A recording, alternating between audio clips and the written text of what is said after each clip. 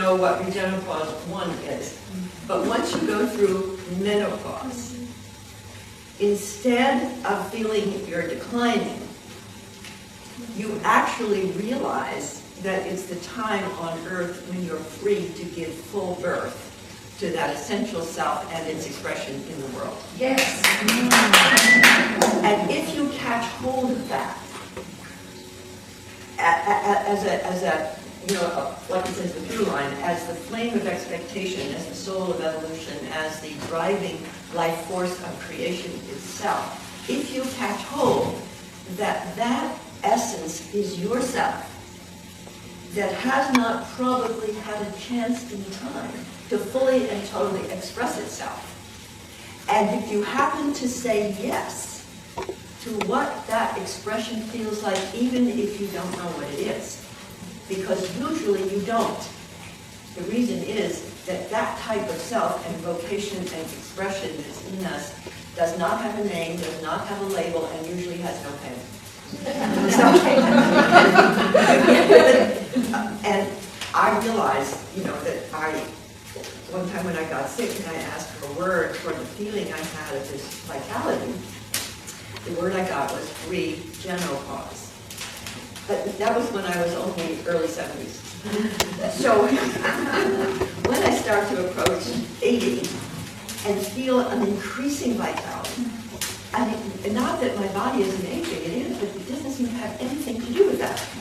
Because this power is the power of the life force itself. So when I said to Otto, it's Regenopause 2, what I meant was, Regenopause 1 is you're just getting started. 50, 60, 70, as you approach 80, if you're still going, and you're going stronger, if you would like a word for it, you can just say it's Regenopause 2. Because then, it's open-ended. And when you actually think of what's ahead of our species if we don't destroy ourselves, it's longevity. It's increased capacity, it's increased intelligence, it's increased connectivity with the global intelligence system. It's increased soul creativity. What I realize is that the evolutionary woman, whatever age we are, but particularly as we get into our 50s and our 60s or 70s and on, is carrying the life force, the arrow of evolution, the soul of evolution, as coded within her as her own creativity, as her own vocation, as her own calling. And I've been knowing this and inspired by this for many, many years.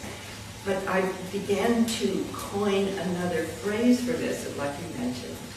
And the phrase is supra-sexual co-creation. Now, we all know that nature put sexuality in to get us to join our genes to have the babies. And we've done a huge job. It's really amazing. Sexuality is that attractive that to get this many babies and to hit a population limit.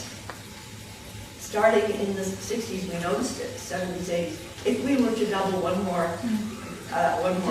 doubling of the population, we would destroy all the children. So my understanding, and way beyond just culture, is a bioevolutionary signal has gone out at the hormonal level in the feminine to say to her, you're shifting now from maximum procreation to co-creation. You're shifting from that fantastic ability to reproduce the species to self-evolve.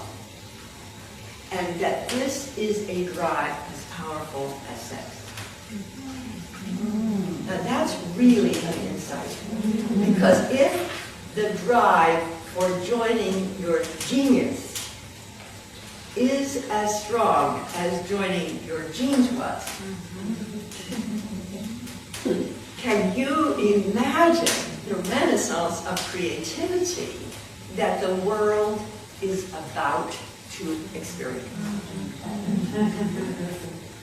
Because the shift from procreation to co-creation is awakening the life pulse as the creative calling and the vocational arousal of the feminine.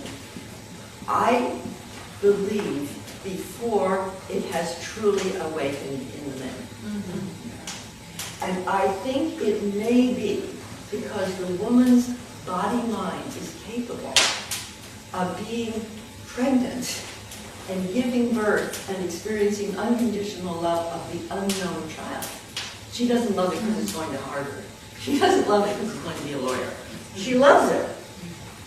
We are biologically, psychologically programmed to be awakened by the life pulse to give birth to the creative expression within ourselves and within the world. And that 9 times out of 10, that expression has not yet fully been labeled or known. And that almost everybody I know who's awakened in this way has a vocation without a label. Does that sound right?